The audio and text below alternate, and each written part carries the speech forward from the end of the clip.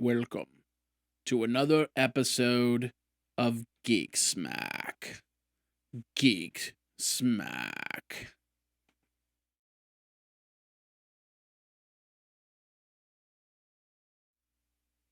Hey everybody, Jeffrey Powers here, and welcome to another episode of Geek Smack, the show where we smack the geek out of you, the pre-show. And starting soon at a theater near you, as Brian Goodwin would say. Thank you very much, Brian Goodwin. I think we started. Didn't we start? It looks like we started, and there might be a small little delay in there. So let's hit the live button. There we go. Ladies and gentlemen, boys and girls, geeks of all ages, thank you very much for coming to the pre-show. The pre-show is where you get to see the show pre the show, and that's how that works. If you pre that show, then you've got this show, and that's pre the show. Anyway, my name is Jeffrey Powers. Thanks a lot for coming to the show and the pre-show and the YouTube, what I call the vlog section of Geek Smack. It's where I talk about what's going on, how life is going, how things are going, you know, what's happening in the world. I'm watching myself actually do all that that mustache thing, the tongue. There's the tongue there, and everything else. How's your week been? How you doing?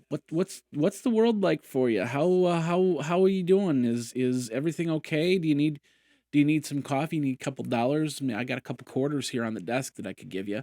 That's pretty much it. So my name is Jeffrey Powers. Thanks a lot for thanks, Brian. Brian goes, "Arg! I saw that mustache." That's the beauty of having a camera like this. I can zoom in and I can just, there I am. You can see all my little imperfections because I don't wear makeup in this show. And I think I don't know. I might have had a breakout. I'm going through my adolescence once again.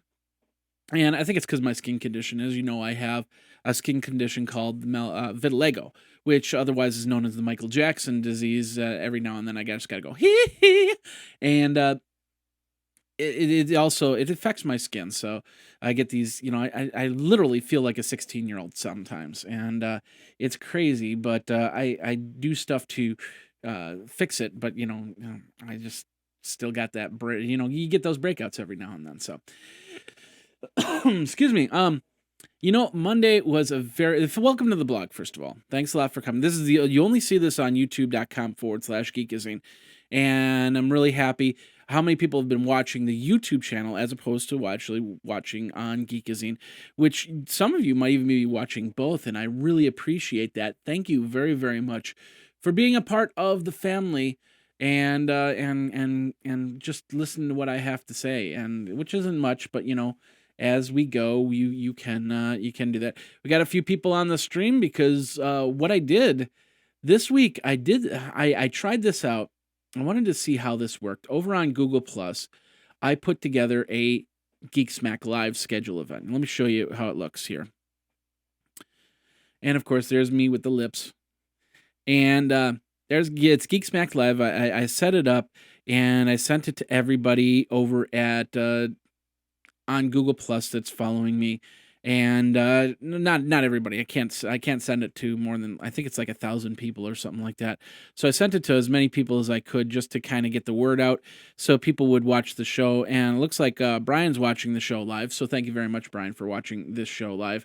He'll respond in about 60 seconds, which there is a video buffer, so that usually happens that way. So, we've got a lot of stuff to cover. We're going to be talking today. We're going to be talking about how Netflix is trying to go after cable companies to get Netflix inside their on-demand services, which is a great idea and definitely is going to help with Netflix's bottom line business-wise. But are they leaving the companies that they pretty much helped bring up, like the Rokus and the Apple TVs and the Chromecasts, out to dry? And what these over-the-top television set-top boxes could do to actually counter that and go in a different direction, where cable is a set-top box rather than a cable. So you're not really cutting your cord. It's one thing, and that's internet with TV inside. And it's eventually going to happen. We're just going to have an internet connection going into our house, and you're going to get your TV channels that way. and everything's going to be a la carte, and you're saying, God, I wish that day would come soon. And I agree with you. That day should come soon. So that's what we're going to talk about today. Of course, we're also going to talk about a lot of other cool stuff, including the Apple event that's coming on October 22nd. We're talking about Snapchat and their privacy issues, NSA surveillance, and an iPad event, the crazy Netflix part. There's two parts to that. The ad trap, is that bad? I'm not a big fan of ad traps, so and we're going to talk about it more. But first of all, we've got some big news, and that is over. We have started. Every year, I go out to CES, the Consumer Electronics Show. I go with a whole bunch of other people, and we pretty much cover the show from end to end. When I started, it was four of us walking around the hall going and doing, do you want to do this interview? Yeah, I'll do this interview. And then we just went through the halls and did it that way. In 2010, we did this live stream at the NBC Universal booth, and it was awesome. And we decided we need to do this. So the next year, we actually rented a booth and we started live streaming TPN Live. And because of this, it was an awesome event. We did it again, and it was an awesome event. We did it again. Well, last year it was still awesome. We got a great spot, but we didn't get the sponsors that we really wanted to get. So we decided this year we're going to do it a little bit differently because we want to get you guys involved. And that we started the TPN live stream at CES Crowdfund. Now, I went through all the crowdfund. There's like 4 different crowdfund programs out there. And I decided, fund anything looked like the best. It gave us the best return. And it also gave us the ability to get the money, whether we hit the goal or not. Now, we've set a $5,000 goal, and which is great. And I think that's a good number. That'll get all of us to Vegas. That'll get all of us a hotel room. It'll pay for some taxi. It'll pay for some meals, and it doesn't come out of our own pockets. Now, that is where we're going with this. Is we just want to make sure that it's not going to come out of our pockets, because that's what it ends up doing, is coming out of our pockets. So that's where this live stream funding through Fund Anything goes. And I chose that. Many different reasons why I chose that. Of course, this is Donald Trump's crowdfund program. So you can whatever, if you like it or not, that's all well and good. But we decided to go here. We've got some great backer levels. First of all, we got the $10 general backer level. You basically get a link on tpn.tv/backers, and we've got a great page rank. So you'll get some exposure to your website or wherever you want to whatever you want to promote.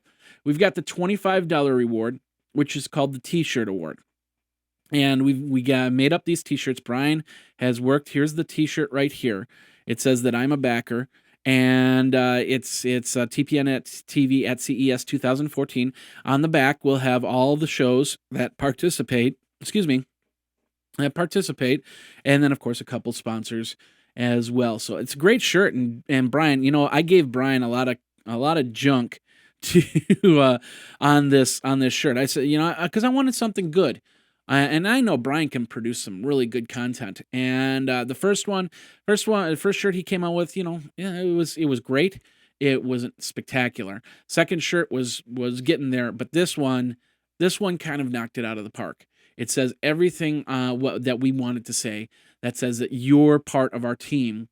And go from there. So I'm a backer shirt. That's what you get at the $25 level. It's pretty amazing. And of course, we've got those. You can claim those. We've got a couple already claimed right now. The $40 level. Now this, I decided when I did crowdfunding, I'm going to do not only a T-shirt level, but I'm also going to do a his and hers T-shirt level. You buy 2 links, you buy 2 T-shirts. Maybe it's not his and hers. Maybe it's you and your kid. You and your son. You want to have matching T-shirts. Your son's name up on the links up on tpn.tv/backers. Maybe a friend. Maybe you want to do one for yourself and you want to do one for your friend's website. You can gift that other link to another website. It's very possible. You can definitely do that and go from there. So that's the $40 level. $50 level, we have what's called the taxi supporter.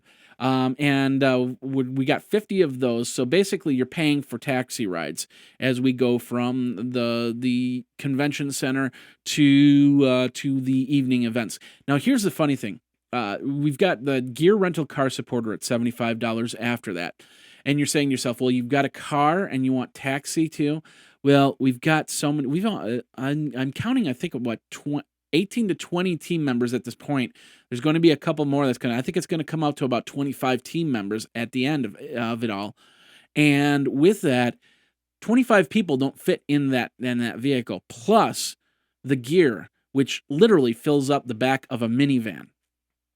That's where it comes in. So $50 taxi supporter, $75 gear rental supporter, dinner supporter, breakfast supporter, hotel supporter. That gets up to the plane ticket supporter, which is $500, which is really cool. You would then be covering one of the TPN members' plane ticket. And that's the bronze 3 level. And of course, with this, you also get some other stuff. We've got T-shirts. Cafe Press has also brought in some these canvas prints, so you can get a picture taken and you send it to them, and they give you like an outrageous discount of 80% to this. It's a coupon, so you pay, instead of paying $200 for this big canvas press, you pay like $40, and it's perfect Christmas present for whatever. And or just get one of yourself if you want to just picture. Maybe, okay, snap this picture and then you can send that to Cafe Press for the canvas print. Okay, so oh wait, I let me take this off first. Okay, so now you have your print to send to Cafe Press, so you can get your canvas. Now that's on some of those awards. On the $500 awards, our friends over at Just Stand, the one that had, this sit stand desk that I have, they gave us a whole bunch of X25 mounts, which are TV mounts. These are really cool mounts. I did a video on them back at CES 2013. You can actually pull the TV down to the floor if you decide to lay on the floor and watch TV, so you're not crimping your neck. And we've done this many times. Me and Jennifer lying on the floor, we look up and we look at that TV, and it's just at that right angle where all of a sudden the picture looks a little bit weird, and kind of looks inverted for a little bit. But in this case, we can actually pull the TV down more, so we can watch TV while lying on the floor, or just kind of relaxing and having fun.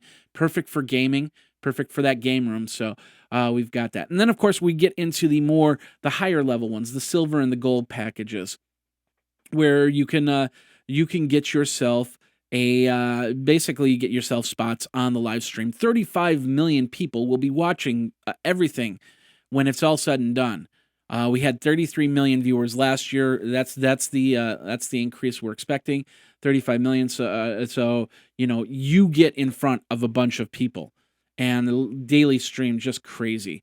So, and we haven't figured out where we're going to stream yet. Although it's kind of looking like we're going for the YouTube and doing the YouTube thing, but not 100%.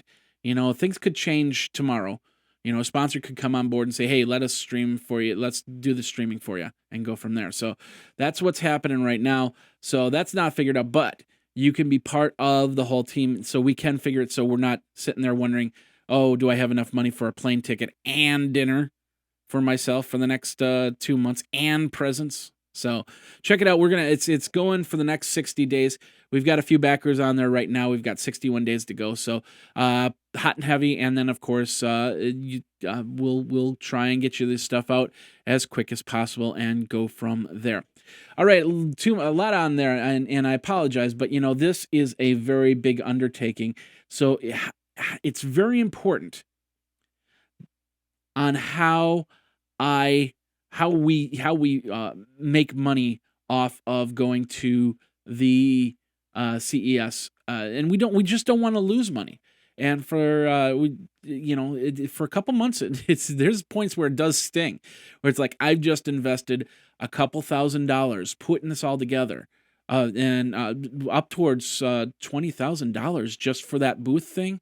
and actually more than 20. It's more like $25 to $30,000, and it stings for a couple months after that, waiting for checks to come in. So we're hoping to get ahead of that this year and not have that problem. And that's why some of these other big these independent video groups decided, well, we're just going to stop doing it because the cost is too much, you know, and they don't want to spend upwards to $100,000 for a booth that only produces maybe breaks even. So help us pass the breaking even point. That's the important thing. So anyway, what else is going on? That's the crowdfund. It's over at Fund Anything. Just go over to geekazine.com and you'll see the links. You'll click on there and that'll take you to Fund Anything, of course. So everything is over at Geekazine. All the links that we do for the show notes, the news that we're going to talk about this week is over at geekazine.com. Go over there and go from there. And of course, click on some of the banners so I can keep my lights on over at Geekazine.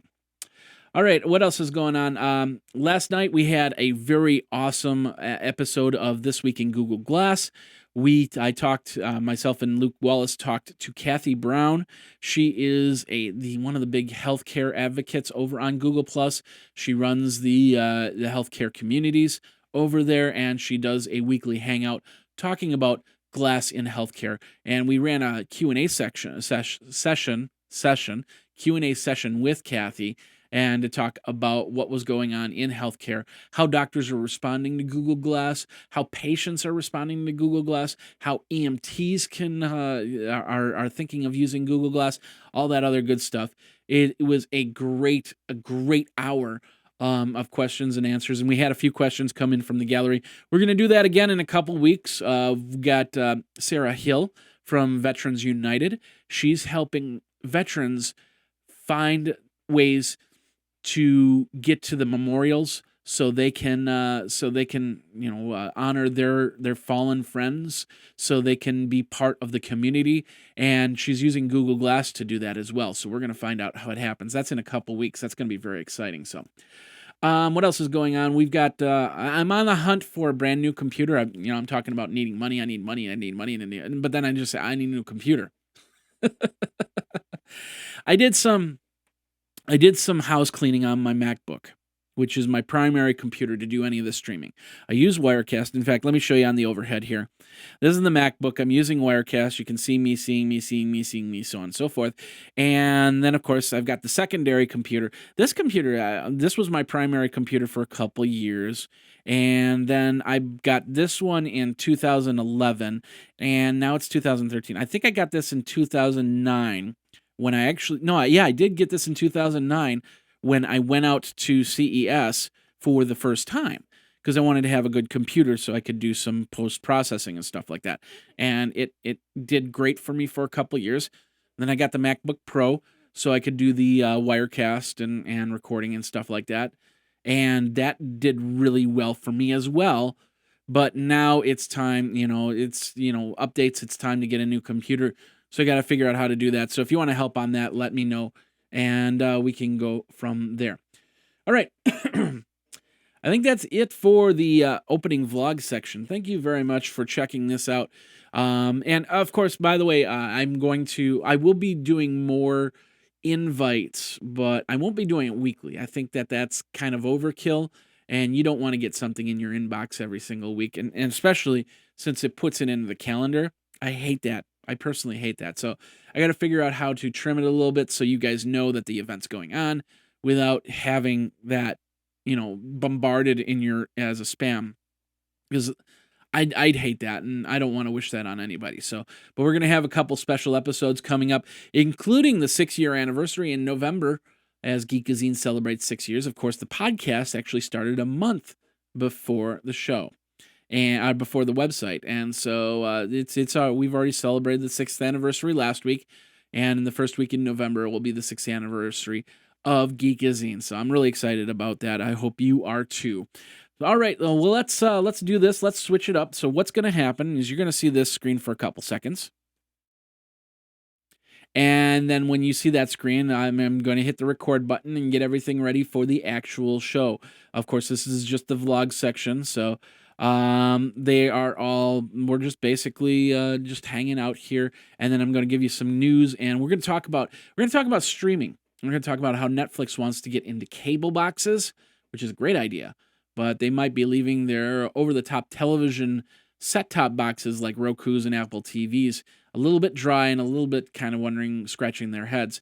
So I'm also going to talk about what Roku and Apple TV and Chromecast could probably do to counter that.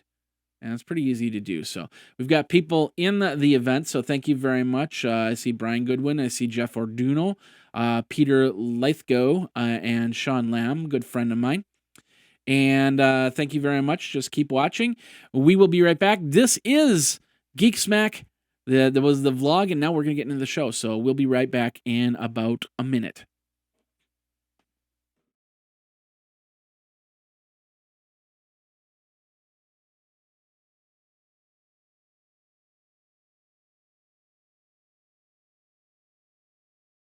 This is the Tech Podcast Network. If it's tech, it's here. Ladies and gentlemen, boys and girls, geeks of all ages, welcome to Geek Smack, the show where we smack the geek out of you like streaming media and Netflix. Netflix wants to get into cable boxes, which is a good idea, but are they leaving the companies, the Rokus and the Apple TVs that put them to where they were, high and dry and far behind? Are there things that these streaming boxes can do to kind of counter that Netflix trying to get into the uncut cable cord situation?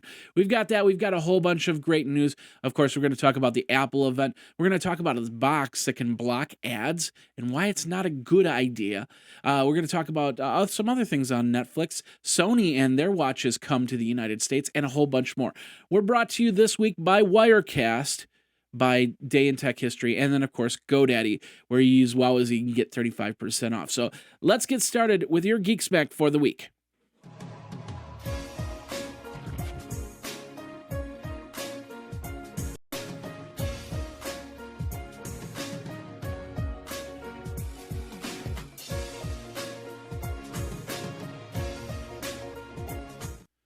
Ladies and gentlemen, boys and girls, geeks of all ages, welcome to Geek Smack, the show where we smack the geek out of you like a Netflix customer support agent can smack Star Trek fleet language right out of his voice. We're going to talk about that. We're going to talk about a whole bunch more, the Apple event, the Samsung coming.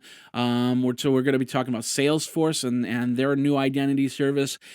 And of course, the main subject, we're going to talk about streaming. Now, Netflix wants to get into your cable box. Great idea. Are they leaving the Rokus and the Apple TVs high and dry, and what Roku and Apple TV and Chromecast can do to counter what Netflix is doing?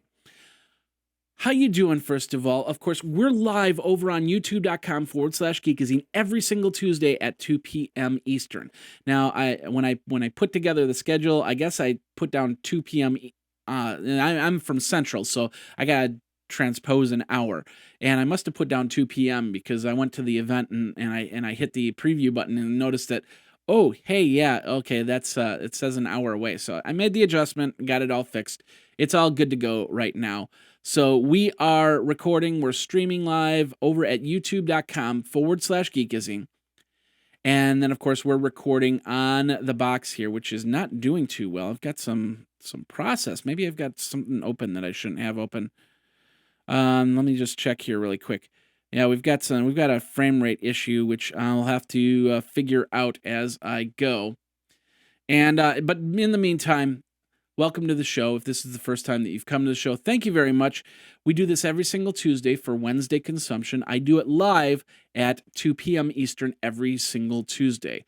And like I said, it's 1 p.m. for me. Tried out that the Google Plus event thing where I invite a whole bunch of people.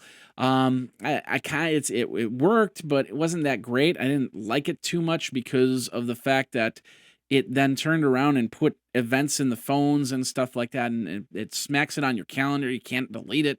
So I'm not going to do that again. I won't do that again for some of you. Unless you want it, then you just Twitter me and say, hey, I do want that. Twitter me and my Twitter handle, at Geekazine. Of course, geekazine@gmail.com. And then the hotline, 608-205-4378. Now, I'm noticing the CPU rates and the frame rates are going just completely insane. And I think I know why. and that's because I'm doing double action. And I'm trying to think, maybe I should just do this. And boom, we've just knocked down some of our CPU. Normally I record and broadcast, and last week I did a little bit of testing, a little bit of working out, trying to figure out what's the good back and forth. Because the bottom line is right now, the computer that I'm working on needs to be updated. It's 2.5 years old. Time to get a new MacBook Pro so I can do this stream, record it, get it up without spending hours upon hours waiting for things to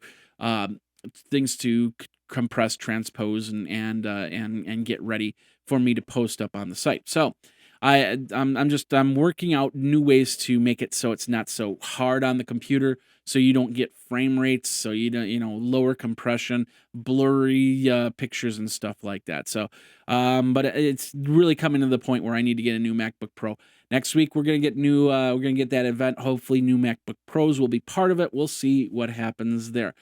If you go over to youtube.com/Geekazine, you'll see the live version, very extended thing. And I'm going to take a couple extra minutes here because I have something very important. That is the big thing.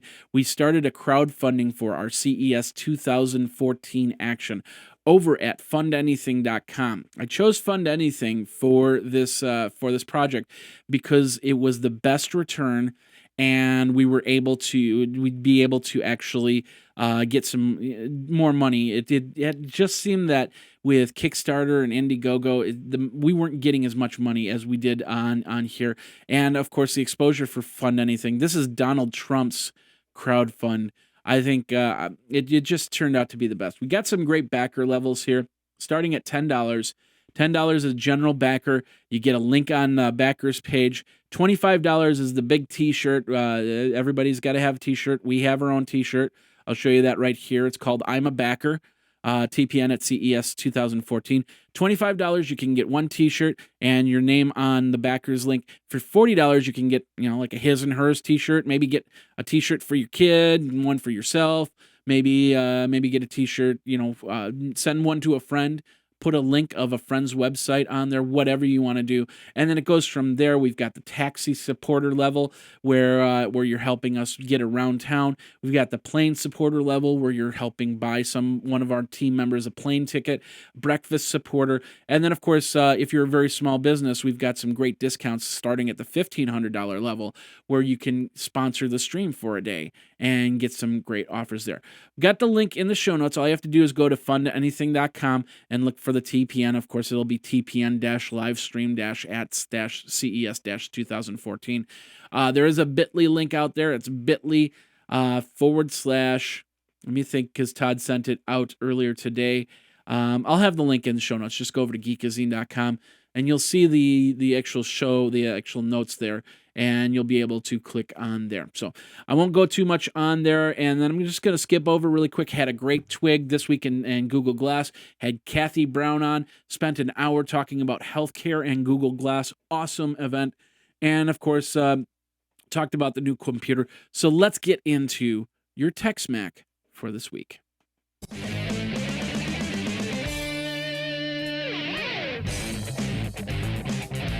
All right, and of course, this episode, this part of the show is brought to you by our friends over at GoDaddy. They made some major changes, and you might be thinking, well, I don't use GoDaddy because of this and because of what this guy did a long time ago. Well, things have changed. And if anything, my main subject, talking about Netflix, making silly mistakes and getting them corrected, can show that, we can change. And same thing with GoDaddy. And they've changed. They've got a new CEO in place that is focusing on small to medium businesses. I've seen some emails come through on some of the cool things that they're doing for small, medium businesses. So it's just more, it's a lot more than domain hosting. It's a lot more than getting a domain name. It's a lot more than a SSL certificate. It's about getting your small business to start getting orders, receiving orders, and making money. And that's the most important thing. So we've got a code Wowazine. Think magazine, put in a wow. You've got Wowazine. You'll get 35% off your order when you use code Wowazine over at GoDaddy.com. They've also got some great offers over there. You can check it out. And I think they're running a Halloween special to get small, medium businesses started in the month of October. So check it all out over at GoDaddy.com. Remember the code Wowazine. That helps me keep the lights on. Thank you very much. All right, we're going to start over at TheVerge.com. The first couple articles are at The Verge. If you've never used Snapchat, that's okay. Lots of people don't. I've never used Snapchat myself. So apparently Snapchat has this feature called, what is it? Self-destructing messages. So basically you take a picture, you send it to a friend, and then they see it, and then and it'll 5 seconds it'll self-destruct or whatever it does. So we apparently learned today that there's about a dozen. They said a dozen unopened messages. They sent it off to law enforcement. There were some questions as to what it was. They were sitting unopened. And so Snapchat decided, well, we're just going to send it over to law enforcement, have them look at it, make sure it's nothing bad. I don't know if they asked for it or anything like that, but they just wanted get it off the books, I guess, and go from there. They manually retrieve and look at snaps under ordinary circumstances. Or they were asked if they would manually retrieve and look at snaps under ordinary circumstances. And Mika Schaefer, is the person who handled matters pertaining to trust and security at the company. He said, no, if we receive a search warrant from a law enforcement and the contents of the snaps under federal law calls the Electronic Communications Privacy Act, obliges us to produce the snaps to the requesting law enforcement agency. So there were about a dozen of these warrants since May of 2013. So they sent them off to law enforcement, and I'm not sure what happened after that. So if you want to read more on that, that's going to be over at TheVerge.com. Do you use Snapchat at all? Do you think that that Twitter or Facebook wouldn't do the exact same thing? Well, you might be wrong. Especially since they don't have that type of privacy on there. It's pretty interesting. I'll have to try that. The self-exploding or what do they call it again? The self-destructing message. So you take the picture, you send it to somebody, and then it's gone. So check it out. It's over at TheVerge.com. All right, let's move on from there, going back into The Verge. Twitter will now let you receive direct messages from any follower. This is I'm on the fence on this one. I know that there's a lot of people that don't want to follow people, because in order to get a direct message, you'd have to follow somebody follow you back. It would be nice if somebody, like, for instance, a Robert Scoble, a Guy Kawasaki, Scott Monty was a perfect example. I had to send him a message, and I sent him a DM, and then I realized he wasn't following me. What? That's crazy. And so I just sent him a regular message and got the information that I needed. But, he could actually turn it on and say if you wanted to DM him, you could do that. Now, how does that work with spam? Twitter's not the best when it comes to spamming account profiles. I get 1 or 2 a day. It's like, hey, look at this. Your picture's in this area. It's like, yeah, no, I'm not going to click on it. Somebody like Robert Scobles even denounced the fact that he will not open up a link that looks kitschy. That doesn't look that looks like it's going to come from somewhere else that he doesn't trust. So that's a big thing. I'm not going to turn it on myself. I don't think there's going to be a big call for a lot of people to DM me.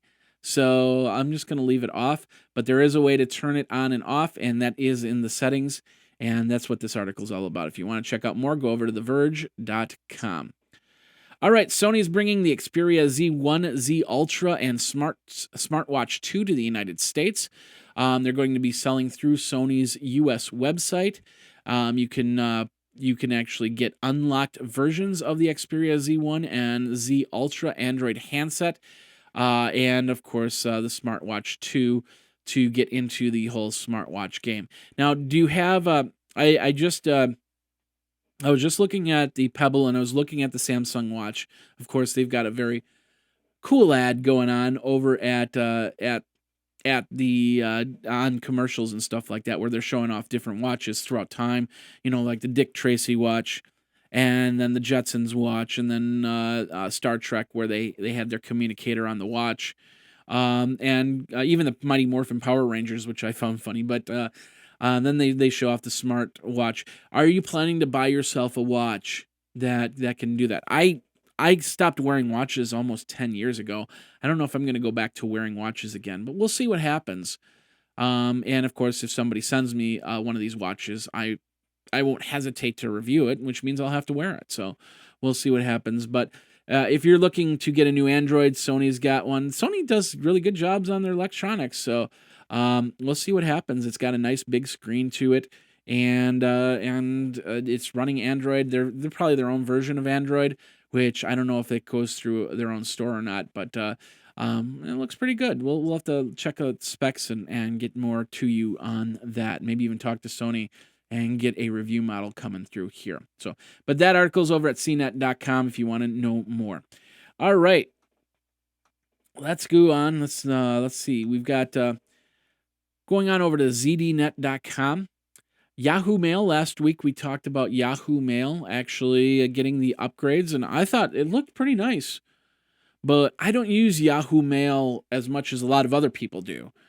Some of them use them as their primary email address. I just use it because I have had a Yahoo email address, and it's something I can go back to look at. I do have a couple things attached to it, so there is a real use for it, but I just, for the most part, it was just I had it because, if somebody said, hey, how do I do this in Yahoo Mail? I can show them now.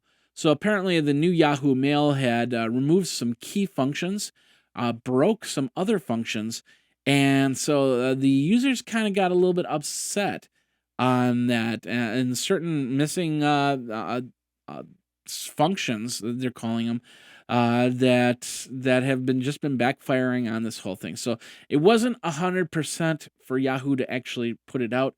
Maybe they should have waited another week, a little bit more beta testing, or maybe they're just getting rid of some of this stuff and people don't like the fact that they're getting rid of it. So what are your thoughts on it? Do you use Yahoo Mail? Is there what did they lose? What did you lose in your Yahoo Mail? My biggest concern, I said it last week, I'll say it again, that I don't care too much for their spam filter. They don't do a great job in filtering spam. Simple as that. So that's why I don't use them that much. So lots of bugs, lots of errors. But let me know what you think. Are you going to switch from Yahoo because of these bugs and failures? Are you going to kind of hope that they're going to fix a lot of this stuff? Let me know. Twitter me over at Geekazine. Of course, Geekazine at gmail.com. That article over at zdnet.com if you want to know more. We'll have all the links in the show notes so you can go there and check it all out. All right, let's move on from there. Apple has officially sent out invites. I did not get one, sad enough, for their October 22nd Apple event. And we all know what's coming. It's new iPad, thinner, better, newer, has the A7 chip. I'm really, really hoping that they're going to put in an A7 and an M7 coprocessor. I'm a big, big fan of that M7 coprocessor because you can do a lot more with it. No word on if they're going to put fingerprint sensors into the fifth generation iPad.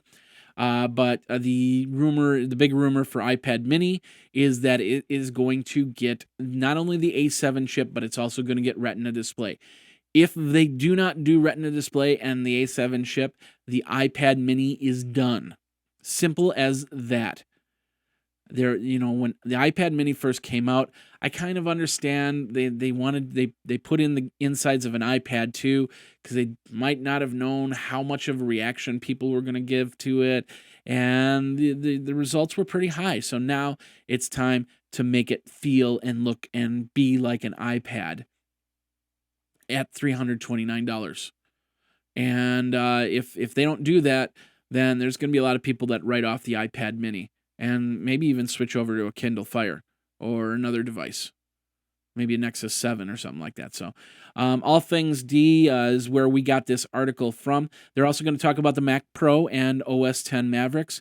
I wouldn't be surprised if on October 22nd, because it's already been released, Mavericks has already been released to the in the Golden Dragon, as they call it, which is basically to the companies so they can write their apps.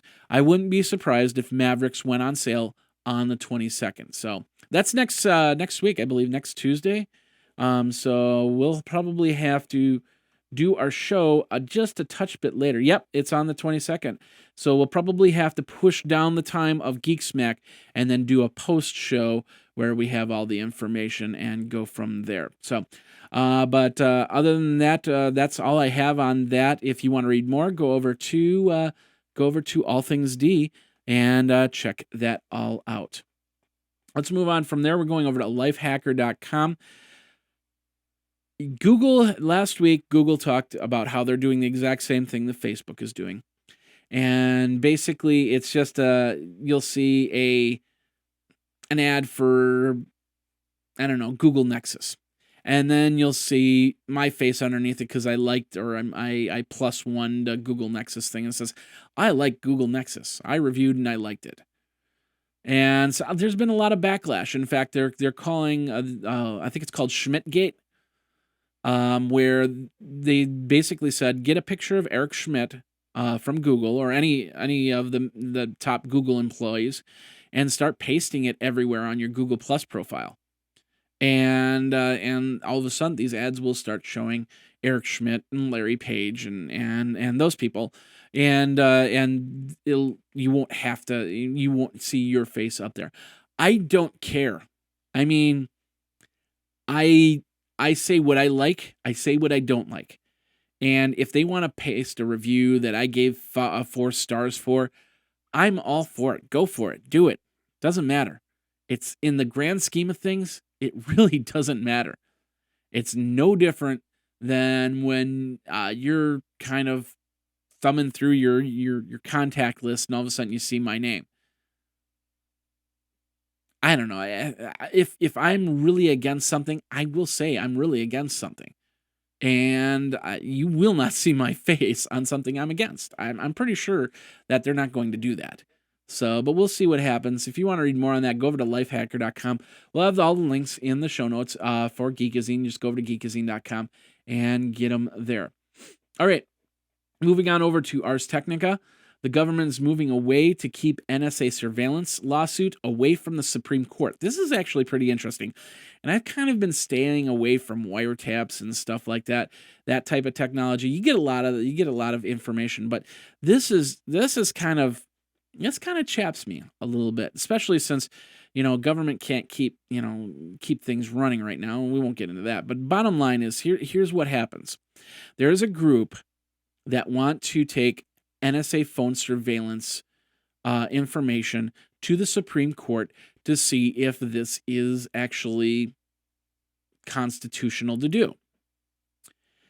And so the Supreme Court's got to review that. So apparently there's certain government officials that have decided to put together and plead to the Supreme Court not to take the case, saying that, that's just going to draw more money out of everything, and we're going to waste a lot of time off of this, and in the meantime there's going to be a lot of bad criminals that are going to do things that we won't know about, and we got to worry about security. So it needs to go to the Supreme Court, bottom line, I think, because you get the final ruling, but you also get where the limits can be drawn. It's not like they're going to say, no, we can't do wiretaps at all ever again. They're going to actually help set us a precedence, a set of rules of what you can and can't do. I think this is great, and I really hope that they get there. But if you want to read more on that, go over to arstechnica.com for that information. All right, last article of the Tech Smack part. We'll get you of the Geek Smack. Have you ever called customer support? I was a customer support person for a long time, but have you ever called customer support and you kind of get that one person that just kind of gets you, kind of like those Discover card commercials? Well, Netflix has done that same thing. Apparently, subscriber Norm, he contacted the company about a problem he was having with an episode of Parks and Rec, and he was responded to by the customer service person as Captain Mike of the good ship Netflix. Norm then took a lieutenant role and turned around and they had a conversation like they were on the Starship Enterprise and they were trying to fix this problem. And when I did customer support, it literally was like you get there at like 5:30 in the morning and you're trying to down that first cup of coffee, trying to wake up, and then you're trying to smile for that first call. And that first call is always something that just, they God help them. They don't know what's going on, but you're thinking, how can they not know how to do this? And you're just trying to be pleasant during the whole thing because you know that not everybody, I'm not a brain surgeon. I don't know how to work on somebody's brain, so somebody might not know how to work on a computer. Big deal. I've talked to many brain surgeons that have had needed help with their computers. It's just how it is, I work on computers, I know them back and forth, I can help you with them. They know brain surgery. If I have tumor on my brain, they'll help me with that. If they have a problem with antivirus, I'll help them with that. If they need me to open up an internet connection, I'll do that. Whatever. It's just the way it is. So the way that they did this, they have a full conversation. You can read it. It's over at venturebeat.com if you want to check out more. But once again, we're going to have all the links in the show notes over at geekazine.com. So go over there and go from there. Just checking up on, we have a few people talking into the event there. So thank you very much for watching and participating there. We've got a few streamers. I think about was it 8 right now? Yeah, 8 right now. So enjoy the second half. We're going to be right back, and then we're going to talk about streaming. We're going to talk about Netflix. Should Netflix get into your cable box? Would you then ditch any other service? And what those other services should do to counter that. So we're going to talk about that. But first of all, we're going to get some Geek Smack information out. Excuse me. You are watching Geek Smack. You're watching live over at youtube.geekazine. Or you're recorded and listening audio or video. So thanks a lot for watching and listening. We'll be right back.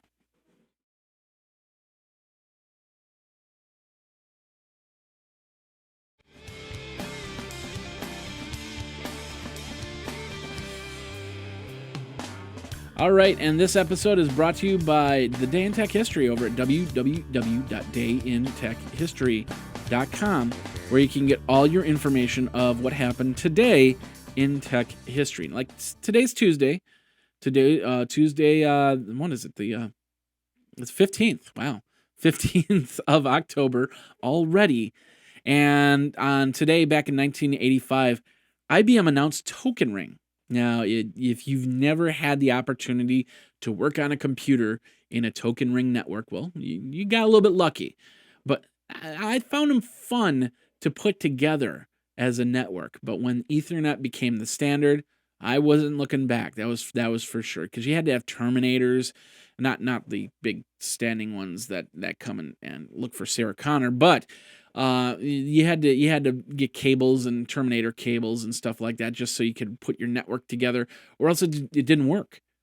So, but the Ethernet, the Token Ring network was announced by co-developer of Texas Instruments, along with PC Network Software, 6 months ahead of schedule. So that's what you find out on the Day in Tech History full podcast.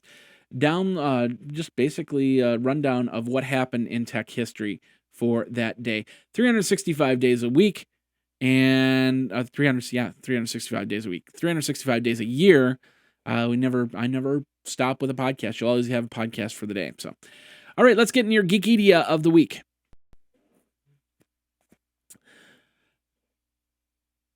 Where are we? Here we are. Okay. Today's Geekedia. Of course, Ender's Game is coming out in the first week of November, and Jennifer is just excited about it. She's a big Ender's Game fan. But apparently there's a series of books by Ender's Game. Now, I don't really read that much, but she's getting me to kind of look at Ender's Game, so I'm flipping through some of the pages. Don't tell her. Shh. But anyway, But if you want to read the whole stories before watching the movies, that's where this comes in. It's the Ender Quartet box set, Ender's Game, Speaker of the Dead, Xenocide, and Children of the Mind. And apparently the first two books are kind of smushed into the movie. That's what we understand. But we might be wrong here. So you can get it on Prime. You can get it in paperback. Of course, they also have other options that you can get. It's by Orson Scott Card, the author. So if you want to get a jump on the movie, which is going to be coming out in November, you can get ready by going over to Amazon. Click on the link, and of course, that helps me keep the lights on. I thank you very much for doing that. All right, let's get back into your news for the week. We're going to start over at Extreme Tech. Developers have created this optical disc. Now, a few years ago, we found out that CDs, writable CDs, pretty much had a shelf life of, I think it was like 2.5 years. And then they just start to lose it. And then that's when we realized that optical discs don't have, they're not going to be around forever. So then we start making stuff to make them stick around forever. So apparently, there's a company that put together this optical disc. I'll show you here. It's a tungsten optical disc, and they say that it will keep data for I'm sorry, I got to do it this way. Keep data for 1 billion years. That is the only time I'm going to do Dr. Evil. Only time. So anyway, well, maybe I'll do it. Yeah, we'll see what happens. But anyway, apparently they've put together this tungsten disc, and they've tested it left and right. They've put it in high melting points. They've put it in cold. They did everything to this optical disc, and they've come to the realization that it will hold the data. Now, they put down 1 billion years, and I'm not sure, you think about it, it's like, okay, can you really prove that it's 1 billion years? No, not really. I mean, you can run tests and virtualizations, do things to it, say this is what would happen in 1 billion years to this disk, and then say, okay, that's the disk. So, but they're assuming, which is fine, but nobody's going to be around in 1 billion years to say, it's just not going to happen. So they put a QR code on the top, and these discs, that's pretty cool. It actually advances.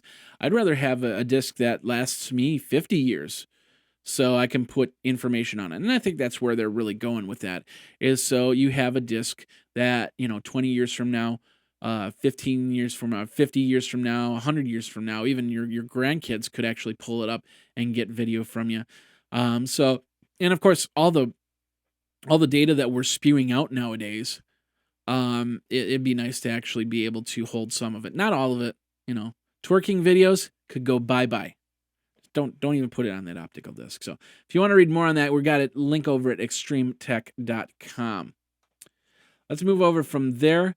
Forbes.com is announcing that Supercell was sold to Gung Ho and Japan's SoftBank for a price of $1.5 billion. Now, Supercell, I did an iPad 365 episode.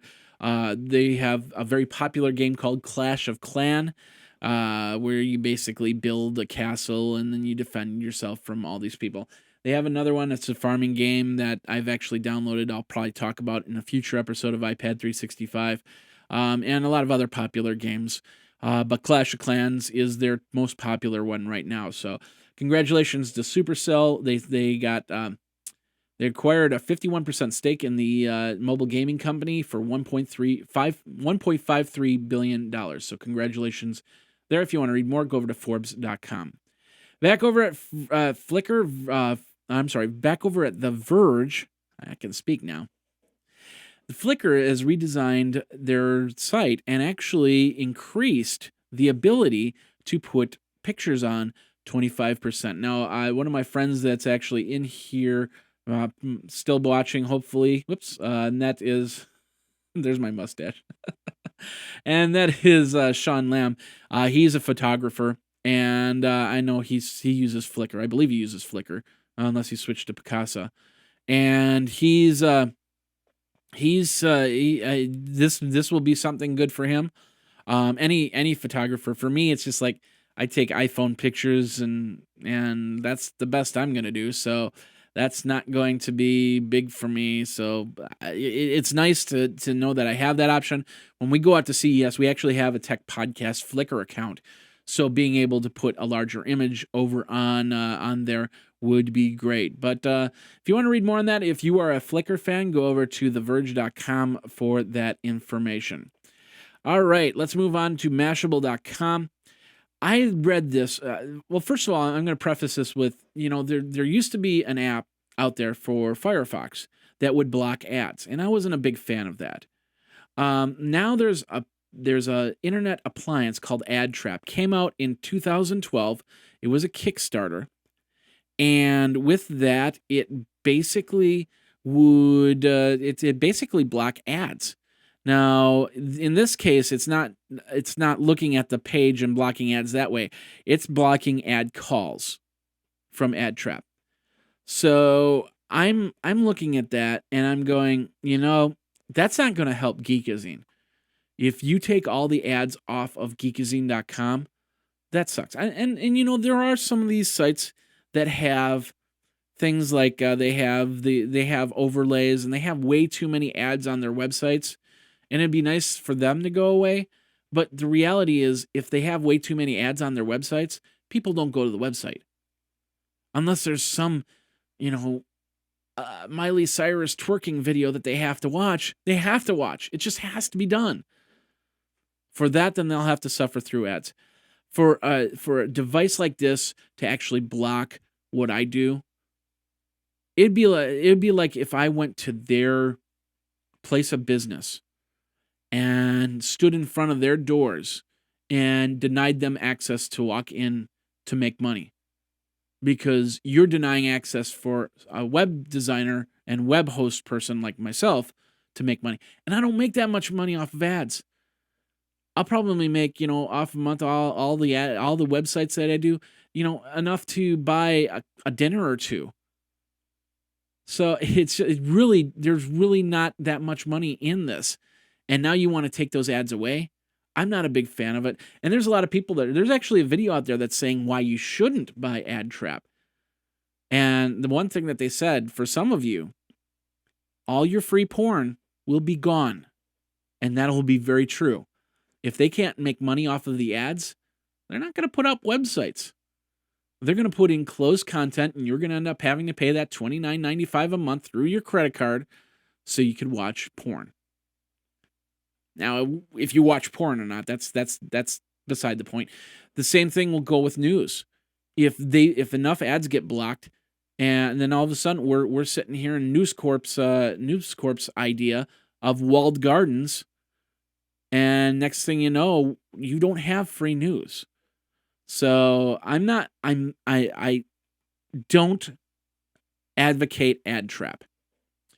I like a program that actually, or a device that actually can learn and find where the bad ads are and try and figure out how to do that without hurting somebody like myself.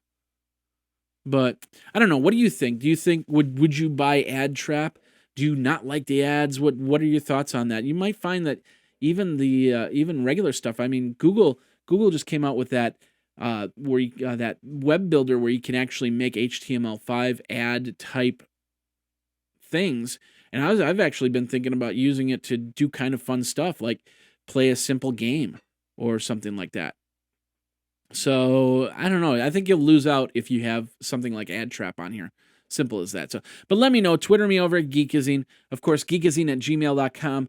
What are your thoughts on AdTrap? Do you like it? Do you not like it? Let me know. And of course, 608-205-4378. All right, 3 more articles, and then we're going to get you on the main subject. We're going to talk about streaming, talk about Netflix trying to get into cable boxes, and how that will work from there. First of all, we're going to go over to Information Week. We're going to talk about Salesforce. A lot of you use Salesforce, and it's good. It might be good for you to know that they now have created a new single sign-on cloud. They're calling it Salesforce Identity. They announced it at Dreamforce 2012, and they had a very extended beta period, and as they consulted with customers and tested, and they found that at least 70% of Salesforce customers were using aspects of the service, such as mobile identity, and they said, well, it's time to make it happen. So now Salesforce Identity, a single sign-on for your Salesforce systems, is now ready. So if you want to check that out, go over to informationweek.com and go from there. Even if you're not a Salesforce person, you can learn a little bit more about it and find out what Salesforce can do for your business. So if you are a United Airlines frequent flyer, this might be funny for you to hear.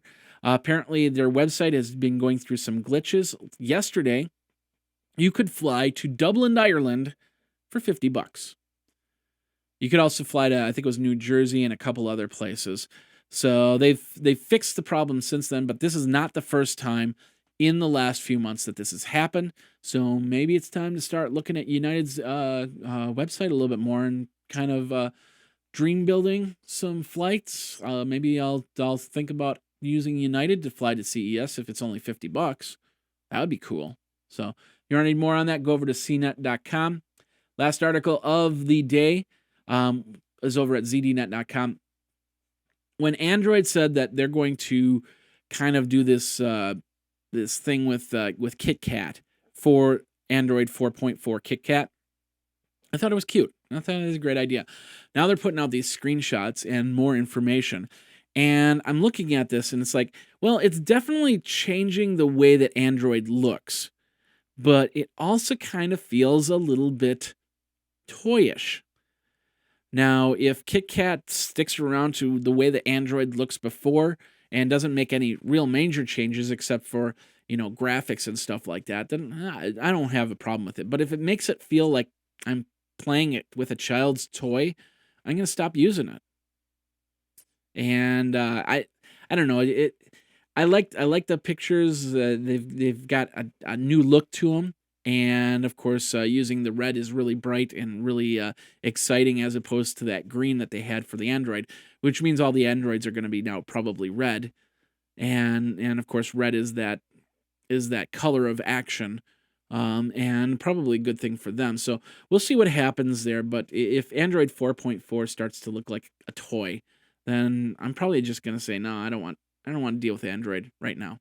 So, what are your thoughts on it? Are you excited for KitKat? Are you hoping that it's coming down? Do you have a copy of KitKat that you're playing with, and got more information on it for me? Let me know. Twitter me over at Geekazine, or of course geekazine@gmail.com for that. All right, that does it for the Geek Smack section. We're going to be coming back. I'm going to be talking about streaming. I'm going to be talking about Netflix getting into your cable box, and how that could possibly hurt Roku and Apple TV and what they can do to change that. We'll be right back. This is Geek Smack, episode number 279.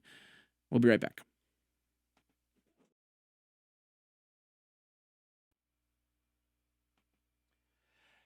It's more than just 750 channels that the Roku can offer that gives you all that content. Each channel can have sub-channels in it, so you can have tens of thousands of hours of video watching and game playing out of your Roku. And prices only start at $49.99. Of course, the Roku 3 for $99.99, and of course you can get the games, you get the game remote as well, and then the privacy mode where you can plug in your headphones right in the remote. That's perfect for when your partner is sleeping, but you want to watch something on TV. Lots of great stuff, from Angry Birds to Amazon to Hulu, and of course the Tech Podcast channel. Let me show you this really quick. This is how you get to some of the content from Geekazine on the Tech Podcast channel. You just go into the Tech Podcast video, and you're going to go into Tech News, and you're going to find like the special events, iPad 365, Geek Smack, and a whole bunch more. A lot of other Tech Podcast shows right on that Roku for you, right at your fingertips, right through the remote. And then, of course, you can get your Netflix, you can get your Amazon, you can get your Hulu just as easy, and many more channels. PBS, we've got Redbox Instant, TV Guide, Sci-Fi Channel, and much more. Check it out. It's all over at Roku. Remember, geekazine.com/Roku. Of course, that helps me keep the lights on for all my shows. Thank you very much. And go over where streaming is made simple.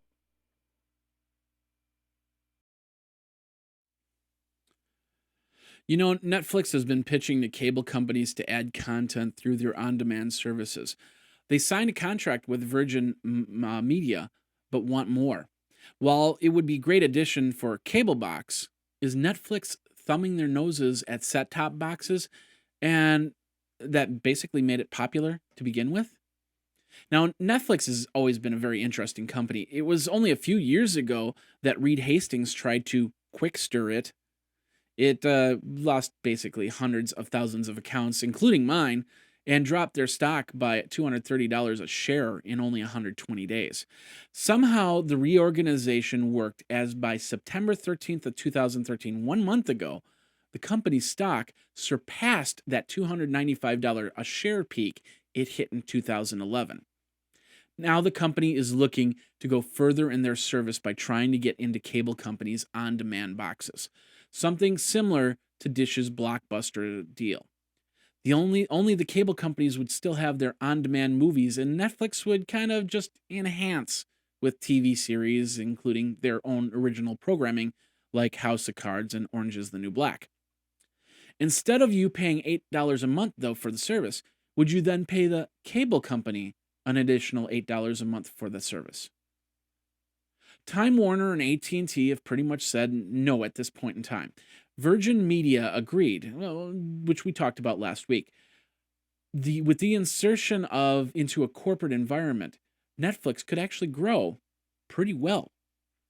So where does that leave Roku? Where does that leave Chromecast, Apple TV users, any cord cutters out there? Would these devices feel as if Netflix is starting to secede from set-top boxes and going towards corporate TV? Ever since I learned about over-the-top television, I believe that conventional cable would eventually morph into this model. Yet cable companies think of OTT as a playground for a possible content that could move into prime time. After all, if you created a show that was published via iTunes or Roku and a cable company approached you to do it full time, would you take the gig? Tosh.0 did it. The Nerdist's Kevin Hardwick did it. What if Roku and Apple TV were to combat that by actually going to a Viacom or a Turner Broadcasting and ask them to create a set-top box channel only? Now, the streaming channel you would only get on their box with additional content, movies, and more for only $8 a month, or something similar to that. Would you subscribe to a TBS TNT type Roku channel? Discovery Channel kind of is the closest to the OTT spectrum with their purchase of Revision 3 last year.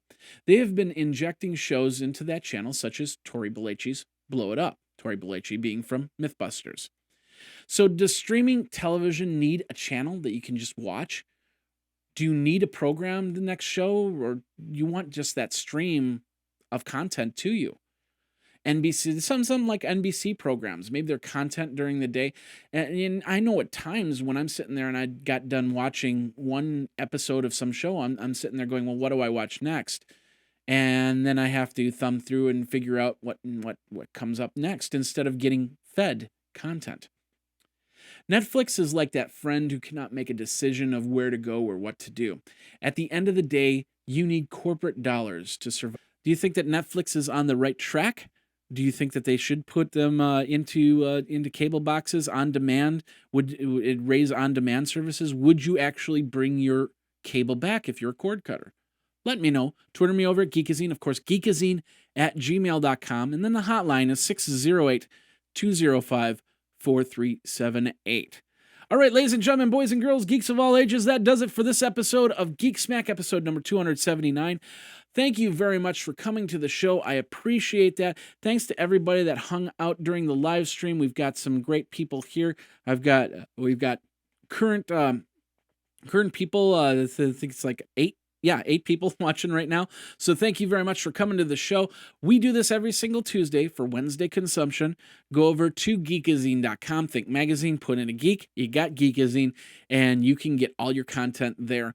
And of course, get all the links to the content that I talked about in today's show. Go ahead and subscribe over on youtube.com/Geekazine. I'd appreciate it much. And of course, subscribe over on iTunes or whatever RSS catcher you use. We're on Stitcher as well, and a great way to get content from there. All right. Went very long because of this crowdfund, but remember, we've got a crowdfund. We're looking for $5,000 to cover airlines, to cover hotel costs, to cover some taxi rides for our live CES action. We will be streaming 36 hours, actually more than that, worth of content in the beginning of January. We need your help so we don't have to go out of pocket for all of this. So thank you very much. Check it out over at fundanything.com. And we will see you next week when it will be another Geek Smack, and I will have some more content for you. We'll do it once again live over at youtube.com/Geekazine. Geekazine. Until then, you guys geek out and take care.